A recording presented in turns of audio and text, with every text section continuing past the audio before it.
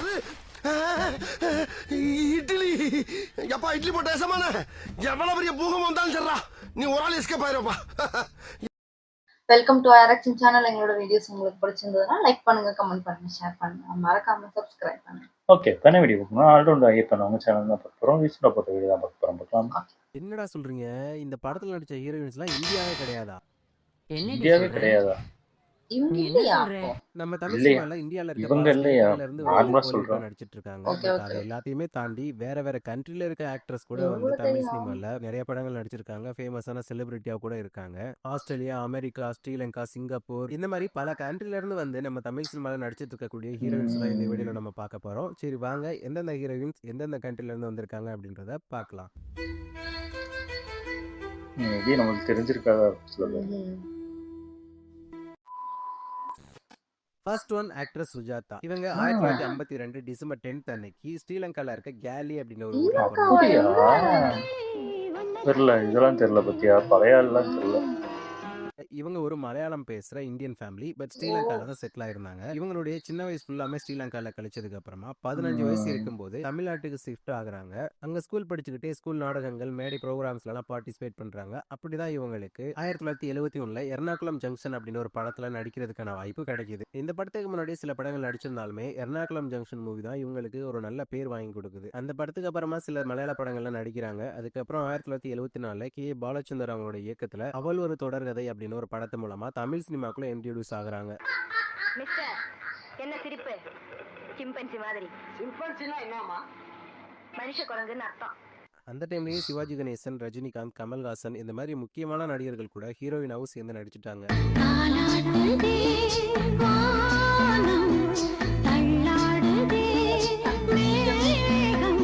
தமிழ், மலையாளம் இந்த 2 மொழிகள் மட்டும் இல்லாம கன்னடா, தெலுங்கு, ஹிந்தி போன்ற மொழிகள்லயுமே நடிச்சிருக்காங்க. நம்ம சுஜாதா மேம் ஹீரோயினா நடிச்சிட்டு இருந்துட்டு 1980ஸ்க்கு அப்புறமா கேரக்டர் ரோல்ஸ் ப்ளே பண்ண ஆரம்பிச்சிட்டாங்க. அதாவது முக்காவாசி பெரிய பெரிய ஹீரோக்களோட அம்மா நடிக்க ஆரம்பிச்சிட்டாங்க. என்ன குழம்பு வைக்கட்டும்? மீன் குழம்பு. சரி. இவங்க 2011 ஏப்ரல் 6 அன்னைக்கு கார்டியாக் அரெஸ்ட் வந்து சென்னையில இறந்து போயிருக்காங்க.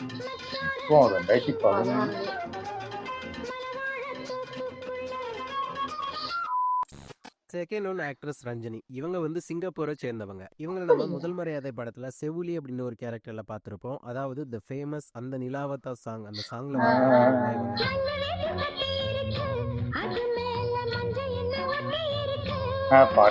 இவங்களுடைய உண்மையான பேர் பாத்தீங்கன்னா சாஷா செல்வராஜ். பட் இவங்களோட சினிமா கேரியருக்காக ரஞ்சனி அப்படின்னு சொல்லிட்டு பாரதி ராஜா சார் தான் இவங்களுக்கு இந்த பேரை வச்சிருப்பாங்க. 1985 முதல் மரியாதை அப்படின்னு ஒரு படத்துல தான் பாரதி ராஜா சார் ஃபர்ஸ்ட் டைமா இவங்களை இன்ட்ரோடியூஸ் பண்ணிருப்பாங்க.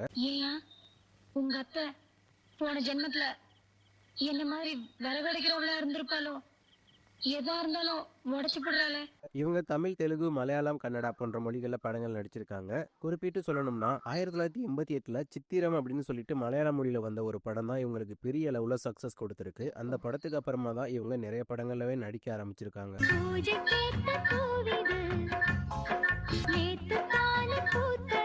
தமிழ்ல முதல் மரியாதை படத்துக்கு அப்புறம் பாத்தீங்கன்னா கடலோர கவிதைகள், 1000 பூக்கள் மலரட்டும், பாரு பாரு பட்டணம் பாரு, நீதானா அந்த குயில் இப்படின்னு பல படங்கள் நடிச்சிருக்காங்க. அண்ட் இவங்க நடிச்ச படங்கள்ல உள்ள சாங்ஸ் எல்லாம் பாத்தீங்கன்னா அவ்வளவு சூப்பரான சாங்ஸ் எல்லாம் இருக்குது. குறிப்பிட்டு சில சாங்ஸ் சொல்லணும்னா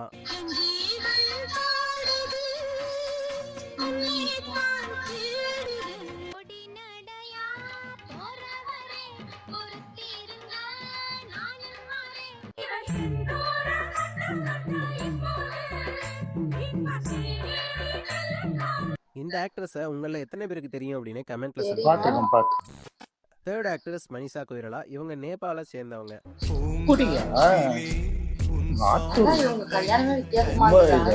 உங்க நேபாள இருக்க காத்மாண்டு அப்படின்னு நேபாளத்தோட அப்பா முன்னாள் சுற்றுச்சூழல் துறை அமைச்சர். இந்த மாதிரி அரசியல் தலைவர்களா இருந்து வந்த குடும்பத்தில இருந்து தான் இவங்க சினிமாவுக்கு வந்து இன்றைய காலகட்டத்துல பல ரசிகர்களோட மனசை கொள்ளையடிச்சிருக்காங்க.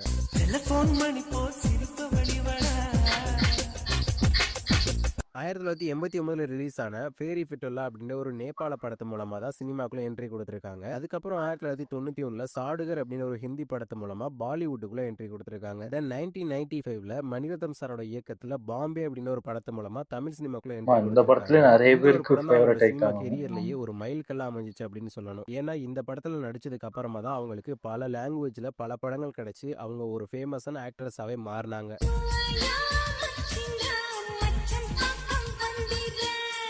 இந்த மாதிரி கமல் சாரோட இந்தியன், ரஜினி சாரோட பாபா, அர்ஜுன் சாரோட முதல்வன் அப்படின்னு பல வெற்றி படங்கள் தனுஷோட நடிச்சிட்டு படிக்க இருந்தாங்க. இது அதுக்கப்புறம் கொஞ்சம் பேர் என்ன? கேப் விட்டு ஹீரோயினா தனுஷ் நடிச்சதுதான் சாரோட சொல்றாங்க. மாப்பிள்ளை அப்படின்னு ஒரு அது படத்துல எங்க மொக்க படம் தான். 2000 வருஷத்துல நடிச்சாங்க. படம் பேரே மறந்து அதுக்கப்புறம் போயிட்டேன். என்ன இவங்களுக்கு படம்? தமிழ் சினிமால பெரிய பட ஆமா வாய்ப்புகள் கிடைக்கல. தெரியல. அதுக்கப்புறம் மேரேஜ் பண்ணிக்கிறாங்க. 2 வருஷத்துல மறுபடியும் டைவர்ஸ் ஆகுது. அப்புறம் புற்றுநோய் மாப்பிள்ளையா? வருது. அதுல அதான் பாதிப்படைஞ்சு மறுபடியும் மீண்டு வர்றாங்க. இந்த மாதிரி பல கஷ்டங்கள், போராட்டங்களை தாண்டி இப்பவுமே சினிமாவுல நடிச்சிட்டு தான் இருக்காங்க ஒரு சில படங்கள்ல.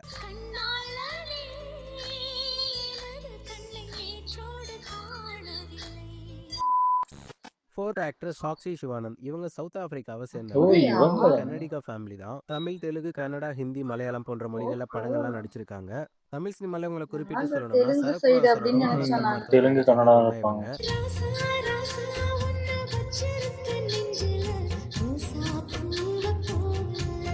இவங்க 1998ல ஜான்ஜீர் அப்படின்னு ஒரு ஹிந்தி ஃபில்ம் மூலமா தான் டெபியூ பண்ணியிருக்காங்க சினிமாவிலேயே. தெலுங்குல ஃபேமஸான ஆக்டர்ஸா இருக்கக்கூடிய நாகார்ஜுனா, பாலையா, ராஜசேகர், மகேஷ் பாபு, அப்பாஸ் போன்ற நடிகர்கள் கூட எல்லாம் நடிச்சிருக்காங்க. தமிழ் மொழியில பாத்தீங்கன்னா புதையல் அப்படின்னு ஒரு படத்து மூலமா தான் இன்ட்ரோடியூஸ் ஆயிருக்காங்க தமிழ் சினிமால. அதுக்கப்புறம் மாப்பிள்ளை கவுண்டர், விஜயகாந்த் சாரோட வாஞ்சிநாதன், அர்ஜுன் சாரோட வேதம், லாஸ்டா ஆமா, பாத்தீங்கன்னா அந்த வேதம் படத்துல 2013ல சூப்பரா ஆதி பகவான் அப்படின்னு ஒரு படத்துல எனக்கு ஒரு அவங்க அந்த சாங்ல வந்து படத்துல ஒரு தான் நான் பெர்ஃபார்மன்ஸ் கொடுத்திருப்பாங்க. இப்படி நடிச்சிட்டு இருந்தவங்க 2014ல பரமசிவா அப்படின்னு ஒரு கன்னட ஃபில்முக்கு அப்புறமா எந்த ஒரு படத்துலயுமே இப்போ வரைக்கும் நடிக்காம இருக்காங்க. காப்பிரைட் போட்டானா? இந்த பாட்டு சூப்பரா ஆ, இருக்கு. ஆ. Fifth one actress Pooja. இவங்க ஸ்ரீலங்காவை சேர்ந்தவங்க. ஆமா, எனக்கு இப்போ 1987 ஜூன் அதுக்கப்புறம் தான் 27 தெரிஞ்சுச்சு. கொழும்புல தான் பிறந்தாங்க. தெரியுது. ஸ்ரீலங்கான்னு. எனக்கு தெரியும். எனக்கு ஒரு 3 இவங்களுடைய வருஷம் அப்பா 4 ஒரு வருஷத்துக்கு முன்னாடி இந்தியன், தான் அம்மா தெரியும். வந்து இன்ஸ்டாகிராம்ல இவங்க பார்த்துக்கிட்டு தமிழ் தான் அண்ட் சிங்களா, மலையாளம் போன்ற மொழிகள்ல படங்கள் எல்லாம் நடிச்சிருக்காங்க. 2003ல மாதவன் அவர்கள் நடிச்சு ரிலீஸ் ஆன ஜே படத்து மூலமா தான் தமிழ் சினிமாக்குள்ள இன்ட்ரோடியூஸ் ஆயிருக்காங்க. அந்த அளவுக்கு ரீச் ஆகுறவங்க. பார்த்தா என் பக்கத்துலயே இருக்க. அதுக்கப்புறம் அட்டகாசம், உள்ளம் கேட்குமே, பட்டியல், பொறி, விடியும் முன் போன்ற படங்கள் எல்லாம் நடிச்சிருக்காங்க. குறிப்பா சொல்லணும்னா டைரக்டர் பாலா அவங்களோட இயக்கத்துல 2009ல நான் ரிலீஸ் ஆன கடவுள். நான் கடவுள் படத்துல இவங்க நடிச்ச கேரக்டருக்காக இவங்களுக்கு பெஸ்ட் ஆக்ட்ரஸுக்கான ஃபிலிம் ஃபேர் அவார்டு கொடுத்திருக்காங்க. And இந்த படம் தான் இவங்களுக்கு ஒரு நல்ல செமையா பேரை நடிச்சிருப்பாங்க வாங்கி கொடுத்துச்சு உங்களுக்கு. அப்படின்னு சொல்லணும். இவங்களா அந்த அளவுக்கு அவங்க சூப்பரா அப்படின்னு இருக்கும். நடிச்சிருந்தாங்க. மாதா உன் கோவிலில் நல்லா நடிக்கிறவங்க எல்லாம் காண போயிடுறாங்க. ம். இது பண்ணிட்டு இருக்கவங்க எல்லாம் அந்த அதுக்கப்புறம் 2016ல பிரசாந்த் டேவிட் அப்படின்ற ஒரு ஸ்ரீலங்கன் பிசினஸ் மேனை கல்யாணம் பண்ணிக்கிட்டாங்க. இப்போ இவங்க ஸ்ரீலங்கன் லாங்குவேஜ்ல படங்கள் நடிச்சிட்டு இருக்காங்க.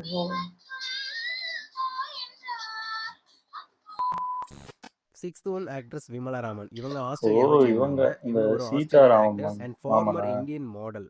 சேரன் கூட நடிச்சிருக்கோம். அந்த படத்துல மட்டும் தான் பார்த்துருக்கேன் அவங்கள. நான் ஏதோ தெலுங்கு படத்துல இவங்க பார்த்திருக்கேன். மலையாளம், தெலுங்கு, தமிழ், கன்னடா போன்ற மொழிகளை நடிச்சிருக்காங்க. இவங்க பிறந்தது வளர்ந்தது எல்லாமே ஆஸ்திரேலியா தான். 2006ல ஓ. தமிழ்ல ரிலீஸ் ஆன பொய் அப்படின்னு ஒரு படத்து மூலமா தான் செட்டில் தமிழ் ஆயிருப்பாங்க சினிமாவுக்கு போல என்ட்ரி இருக்கு. கொடுத்திருக்காங்க.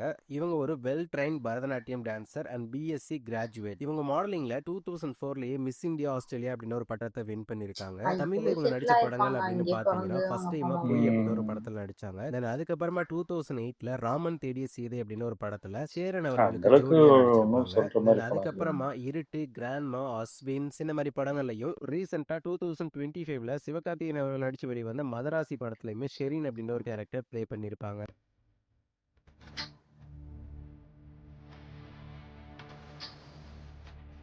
ஓ அப்படியா? ஆ. தெரியவே இல்லை. அவங்க செவன்த் தான். One actress Mohandas. இவங்க பக்ரைன்ல பிறந்திருக்காங்க 1984ல. இவங்க தமிழ்ல வந்து சிவபதிகாரம் அப்படின்ற ஒரு படத்துல விஷாலுக்கு ஜோடியா நடிச்சவங்க தான் இந்த நடிகை.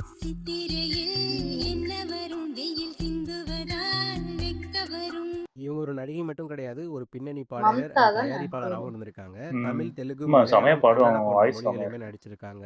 பகலில் ஒரு வெண்ணிலா வந்தால் பாவமா, இரவில் ஒரு வானவில் வந்தால் கூற்றமா, விடை சொல் சொல் சொல், மனசுக்குள் ஜல் ஜல் 2005ல வந்த ஒரு மலையாள ஃபில்மான மயூகம் படம் தான் இவங்களுடைய first debut film in cinema. அதுக்கப்புறம் மம்முட்டி அவங்களோட பஸ் கண்டக்டர், சுரேஷ் கோபி அவங்களுடைய அற்புதம் அப்படின்ற படங்களால நடிச்சிருக்காங்க.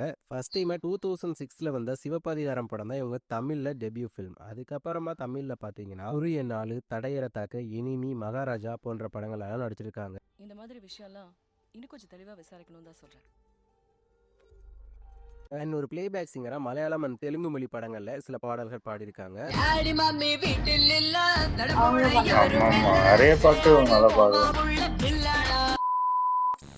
8th own actress Swathi Reddy. இவங்க ரஷ்யாவை சேர்ந்தவங்க. இவங்க 1987 ஏப்ரல் 19 அன்னைக்கு ரஷ்யால இருக்க ஃபாரின்ல இருக்கவங்கலாம் கூப்பிட்டு வந்து இங்க கிராமம் இதை போட்டு செட்டில் ஆயிருப்பாங்க. எப்படி இருக்கும் இங்க இந்தியா தான் இருந்திருப்பாங்க.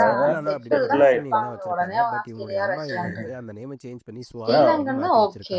இவங்க ரஷ்யால பிறந்து கொஞ்ச நாள் அங்க வளர்ந்ததுக்கு அப்புறம் ஸ்ரீலங்கா, நேபாளம் இதெல்லாம் ஒரிஜினல். விசாகப்பட்டினத்துல செட்டில் இவங்கெல்லாம் செட்டில் ஆயிருப்பாங்க. அவங்க அவங்களோட சைல்ட்ஹுட் அண்ட் ஸ்கூலிங்லாம் முடிச்சு ஹைதராபாத்ல சொல்றாங்க கிராஜுவேட். அதுக்கப்புறம் இவங்களோட 17வது வயதுல மா டிவில டெலிகாஸ்டான கலர்ஸ் அப்படின்னு ஒரு ஷோல ஹோஸ்டா இவங்க ஒர்க் பண்றாங்க. அது ரொம்ப பாசிட்டிவான ரிவ்யூஸா போகிறதுக்கு டைம் டைம்லயே அந்த ஷோவை டெலிகாஸ்ட் பண்றாங்க. 150 எபிசோடுக்கு மேல அந்த ஷோ டெலிகாஸ்ட் ஆகுது. ஸோ இந்த ஷோவோட ஹிட்டுக்கு அப்புறமா அவங்களோட பேரை கலர் ஸ்வாதி அப்படின்னு மாத்திக்கிறாங்க. அதுக்கப்புறமா ஃபர்ஸ்ட் டைமா 2005ல டேஞ்சர் அப்படின்னு ஒரு படத்துல தான் ஒரு சின்ன ரோல்ல இவங்களுக்கு டெபியூ பண்றதுக்கான வாய்ப்பு கிடைக்குது.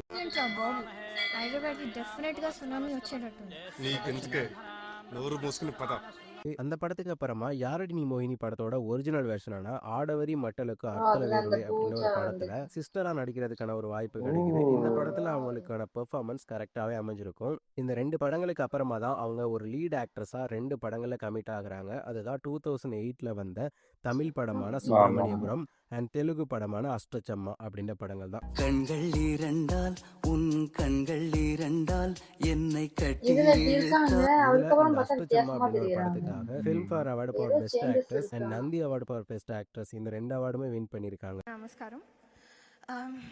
So this is how it feels to win a Filmfare. Thank you, Idea Filmfare, for nominating me for best female category in Telugu and Tamil.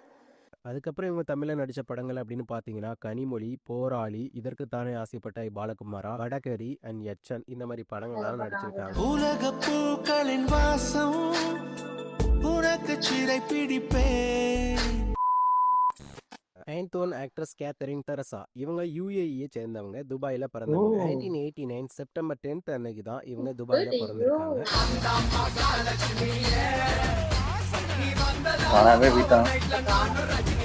இவங்க ஒரு ஆக்ட்ரஸ் அண்ட் மாடல். இவங்க தமிழ், தெலுங்கு, கன்னடம், மலையாளம் போன்ற மொழிகள்ல தான் நடிச்சிருக்காங்க. சங்கர் IPS அப்படின்னு சொல்லிட்டு 2010ல ரிலீஸ் ஆன ஒரு கன்னட ஃபிலிம் தான் இவங்களுடைய first debut film in cinema. அதுக்கப்புறம் மலையாள மொழியில த்ரில்லர், தெலுங்குல சம்மக் செல்லோ, இங்க எவ்வளவு லேட்டா தான் வந்தாங்க. கெரியரே டாப் மெட்ராஸ் எல்லாம் எனக்கு தெரிஞ்சு எப்படி செஞ்சாங்க. மெட்ராஸ் அப்படின்னு அந்த அந்த தெருல இருக்கிற பொண்ணு மாதிரியே நடிச்சிருப்பாங்க. இந்த ஒரு படத்துல இவங்க நடிச்சதான் இவங்களை வேற லெவலுக்கு கொண்டு போயிடுச்சு தமிழ் சினிமால. அண்ட் பொதுவாகவே சவுத் இந்தியன் ஃபிலிம்ஸ் எல்லாத்தையும் சேர்த்தே சொல்லலாம். ஃபர்ஸ்ட் படமே அதிரி புதிரி ஹிட் ஆனதுக்கு அப்புறம் தமிழ் சினிமால கதகளி, கணிதன், கடம்பன், கலகலப்புட்டு, கதாநாயகன், வந்தா ராஜாவை தான் வருவேன், அருவம் இந்த மாதிரி பல தமிழ் வாய்ப்புகள் கொட்டி கிடந்துச்சு. கதகளி கூட நல்லா இருக்கும். அப்புறம் சரியா போகும். 10th own ஆக்ட்ரஸ் அனு இமானுவேல். இவங்க அமெரிக்க நாட்டை சேர்ந்தவங்க. 1997 மார்ச் 28 இருக்காங்க. சிவகார்த்திகேயனோட நம்ம வீட்டு பிள்ளை படத்துல நடிச்ச ஹீரோயின் தான் இவங்க.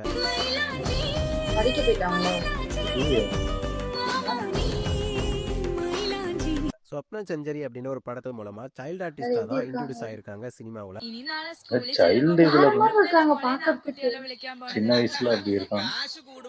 அதுக்கப்புறமா ஆக்ஷன் ஹீரோ பிஜு அப்படின்னு சொல்லிட்டு 2006ல ஒரு லீட் ஆக்ட்ரஸா மலையாள மொழியில டெபியூ பண்றாங்க. தென் அதுக்கப்புறமா தெலுங்குல மஜ்னு அப்படின்ற ஒரு படத்துல டெபியூ பண்றாங்க. தென் தமிழ் மொழியில 2017ல துப்பறிவாளன் அப்படின்னு ஒரு படத்துல டெபியூ பண்றாங்க. இதெல்லாம் இருந்தாலுமே கமர்ஷியலா இவங்களுக்கு பெரிய சக்சஸ் கிடைச்ச படம் அப்படின்னு பாத்தீங்கன்னா நம்ம வீட்டு பிள்ளை படத்துல நடிச்சதுதான்.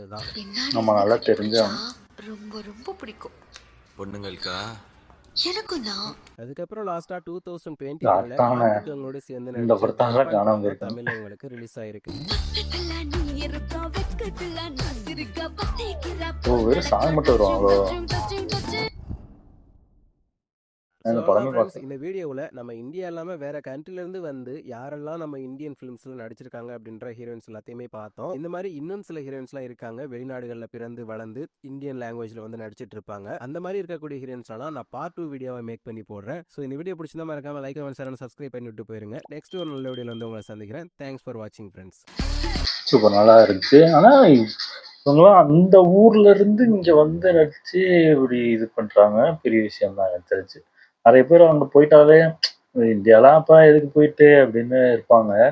அப்படி இருக்கும்போது அங்க செட்டில் ஆகி அங்க இருந்து இங்க வந்து மாடலிங் அவங்க ஏதாவது பிடிச்சி வந்திருக்காங்க. இருந்திருப்பாங்க, அதுல வந்து இங்க உம் அந்த மாதிரி வாய்ப்பு சில இருக்கும். பேர் அதான் இதுல பாத்தீங்கன்னா நிறைய பேரு அந்த ஸ்டார்டிங் படம் சூப்பரா அமைஞ்சு அதுக்கப்புறம் வர படம்லாம் மோசமா ஆகி காணாமே போயிட்டாங்க. அப்படி ஆமா ஆமா. நிறைய பேர் காணா போன மாதிரிதான் இருக்காங்க. ஆமா ஆமா. இந்த பழைய அனு ஹீரோயின்ஸ்லாம் இமானுவேல்லாம் அழகா அவ்வளோ அழகா இருந்தான். எனக்கு தெரிஞ்சு அவங்கதான் பயங்கர அடுத்த இது, அதாவது அடுத்த பயங்கரமா எல்லாருக்கும் பிடிச்ச ஹீரோயினா மாறுவாங்க அப்படின்னு பாக்குறதுக்குள்ள காணாம போயிட்டாங்க. ஆமா. அந்த இடத்த இப்போ பெரிய நிறைய பேர் வந்துட்டாங்க இந்த நிறைய இடத்துல. பேரும் வந்து அதை ஃபில் பண்ணிட்டாங்க. அந்த பழைய இதுல வந்து அந்த சுஜாதான்னு சொன்னாங்க, அவங்களே நல்லா ஆமா ஆமா ஃபுல்லா நடிச்சுட்டு தான், ஏன்னா ரொம்ப ஏஜ் ஆனதுக்கு அப்புறம் தான் ஓரளவுக்கு இருந்திருக்காங்க. ஆமா ஆமா. இறந்துட்டாங்க, ஆனா இன்னும் வரையும் நடிச்சுட்டு தான் இருந்திருப்பாங்க. அதே மாதிரி மனிஷா கொய்ராலும் அவங்க நான் என்ன நினைச்சிட்டு இருந்தாலும் அவங்க நாட்டுல இருப்பாங்க. நான் என்ன டெல்லி மும்பை கொல்கத்தா அந்த மாதிரி இருப்பாங்க, நேபாள்னு தெரியாது உண்மையில. அது எனக்கு சர்ப்ரைஸா இருந்துச்சு. மற்றது எல்லாருமே செட்டில் ஆயிருக்காங்க அவ்வளவுன்னு தவிர்த்து அந்த ஊர் கிடையாது.